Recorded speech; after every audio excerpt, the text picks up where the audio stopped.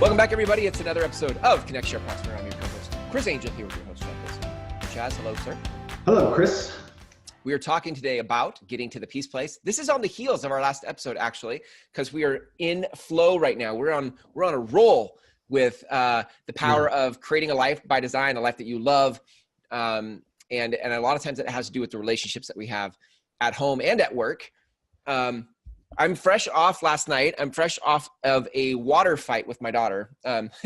We have a 5-month-old puppy, and we use a squirt bottle to spray the puppy if it's doing something we don't want. And so my daughter thought it'd be cute to spray me with it. And so then I grabbed it and sprayed her with it. And then she went to the sink and grabbed a big mug of water and threw it at me. And we had this and then she got offended. Anyway, she went to her room, and I went to my room, and we were just frustrated and upset. And by bedtime, I went and I just said, "Hey, honey, I'm sorry that I hurt your feelings, or if I hurt you, or if I offended you, or whatever. I'm sorry." And we in our family call that the peace place. When we can get to the peace place, we reach a place of love and understanding, and it's not like we're mad at each other forever, never holding a grudge. That's what we call the peace place. How about you? Because I think you have a similar process or a thing. Yes. Well, so let me back up before I get to the peace place. Yeah. We also have an agreement in our house, and a rule and an understanding is that, especially when my boys were younger, it gets a little more difficult now because they're bigger, but 4 boys, and when they were little, I mean, I still loved it because I would run, as soon as I walk in the house, they'd come running in and tackle on all 4 and all. Yeah. Always ended with somebody getting hurt, upset, crying. Like my wife, why do you do this? Somebody's gonna cry. Yeah. Nowadays they're so big now that sometimes it's me crying at the end. It hurt me. I'm getting old. I'm getting too old for this. So yes, we do have this peace place, but I think that it's always a work in progress, right? And the reality is, if I looked at the situation you just, and I don't know all the details, but there probably was no ill intent on either side, you or your daughter. You're trying to have fun, she's trying to have fun, and at some point, so it's all context. So it's an interesting thing. I actually thought about this in a different topic. It's sort of like, let me describe it this way. Yeah. And this is where these things happen. How you get to the peace place is the understanding the context. Yep. For instance, if my kids are in a really happy mood and I go up and I kind of tickle them, they might laugh and think it's funny. If they're not happy and they're upset and something happened at school and I walk up and I try to tickle them, they're like, "Dad, knock it off." Right. Yeah. It's literally the same action with the Right. same intent, Yeah. but it's the context of the situation. And I think often where I find when we're not in the peace place is just simply that someone did an activity or thing that worked before, but the context was not the right context for the other person, and it created. So what we have to do is just have a quick understanding, like you said, maybe own it, apologize, and get to that peace place and move through it. Yeah, I agree.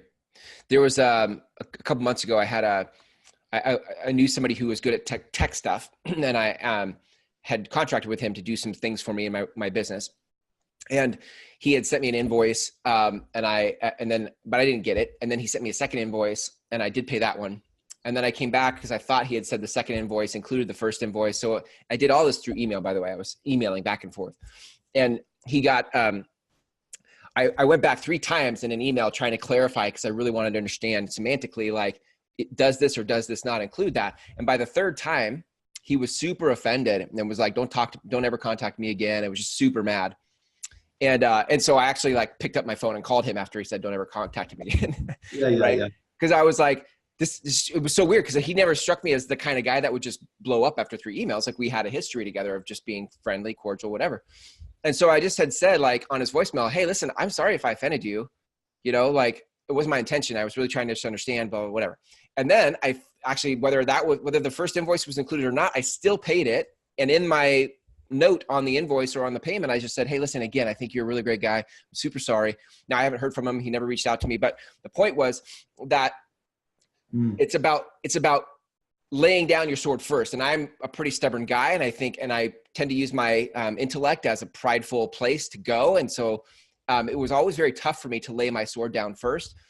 But I just realized like that doesn't get me anywhere other than like a war zone, you know? And I think getting to the peace place a lot of times is just being the first one to lay your sword down.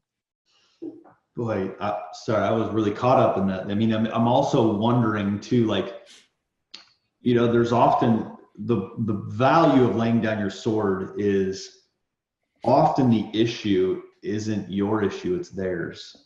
Like for him to get that offended and get upset, there's something else there. There's some reason he's projecting to you, right? You're trying to get clarity. He's upset. There's some projection there. Yeah. But at the end of the day, it doesn't matter because if you held up the sword, it's just his issues gonna fester and get worse. So I couldn't agree more.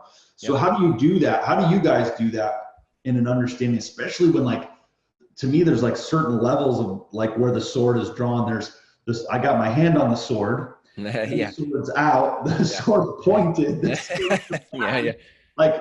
How do you get through those pieces to get to the peace place? Yeah. Well, I think I would say no matter where you're at in that process, hand on the sword, sword pointed, sword even plunged through the person, like no matter where you're at in that phase, I believe you can always get back to the peace place. Yeah. The further you go into confrontation, the harder it is. My wife and I have these 3 spots in life we call World War I, II, and III. Like throughout our 18 years of marriage, we've had World War I, II, and III. And simply because of the experience of slaying dragons, and because she's, a godsend, we were able to get to the peace place after having a really big argument or fight. And there was no residue. I call it residue, right? There was no lingering thing that she would carry with her the rest of our marriage, where she's like, that one time in 1990, whatever, like you did, like we just got to the place. And that really takes owning, both sides really owning the offense. So I'm sitting here realizing this is a business podcast. Yeah. The last 3 episodes have all been about relationships and so forth, because that's the significance. But I love what you just said, and it causes me to think that, often there's the difference is getting to a peace place and getting to a pacifying place. Yeah, right. And I just thought about that, because there's been times where I think it's like, okay, I'm just going to say what I need to pacify everybody at the time, because I don't want any more war. But the reality is I have to be honest to get to the peace place. Yes. Otherwise, you're right. I carry that with later. I bring it up later because I just said what I needed to say to pacify it at the time. Right. And I think, Chris, to get what we want, to have balance, as we talked about in previous episodes, to get to a peace place, we have to get clear and honest in what we want and desire. You just have to. And actually, the people in our life deserve that. Right? It's contrary to what we've been taught, Chris. It's like and it's selfish if I say what I want. But the reality is it helps you help them. So I'll give you an example of what to do. So my wife and I recently had an interaction, and I could just tell after 18 years, I was like, okay, you said you want this, but why does that matter? And then she kind of thought and shared something else. I'm like, oh, that's interesting. Okay, that's even more insightful. Why then does that matter? Yeah. Yep.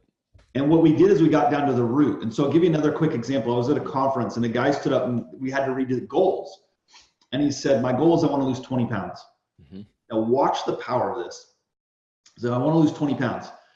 And the person who was facilitating it said, okay, so why is losing 20 pounds important? He goes, well, I want to look better. I want to feel better. I want to look better. Well, why is that important? Well, and I'm speeding it up, but he thought through it, right? Well, I want to be more attractive for my wife and to my wife, right? Okay, well, why is that important? Yeah. And we're in a room of hundreds of people, and he says, I want to have better sex with my wife. And then the person said, well, why would that be important? And he said, because I think if that happens, we'll have a better connection, and that's what I really want. Wow. It was like that started out with a goal of losing 20 pounds when really what he wants is to have a better connection with his wife. Yeah. And the point in demonstrating that is that if we could get honest in these conversations about what we really want, then I think we actually get to it. You could actually feel in the room, and his spouse wasn't there. Yeah. You could actually feel just by him saying that. Yeah. You could actually feel the peace come in because it's like he let go of everything. Right. That's the piece where the residue goes away and that's the part where like, it'd be very easy, whether it's in business, look, this is as much a business conversation as it is a personal relationships conversation, because people kill each other all the time in business, right? We have arguments like the invoice thing, right? Could have gone any way. I could have pulled my sword out just as much and been like, well, screw you. Like, Yeah. But, and then what would that have done? But my point is like, it would be very easy for people to just say, hey, I'm sorry. And then they're like, yeah, I'm sorry too. And then we go on, but without going layers and deep about like investigating it. Like, well, when I said that, like, how did that feel to you? Why did that offend you? And you've got to go look for what is happening in their minds so that there's understanding. Once there's understanding, like to your point, you can feel the peace come into the conversation. That's the difference. Yeah. I mean, I think it's understanding. And if you're not honest, then people really can't understand. Yeah. That's why being honest is a blessing to them and not just to you. Right. Because when you're honest, when someone's honest with me, I can truly understand now. When they're not, I can't get to the understanding place. Yeah.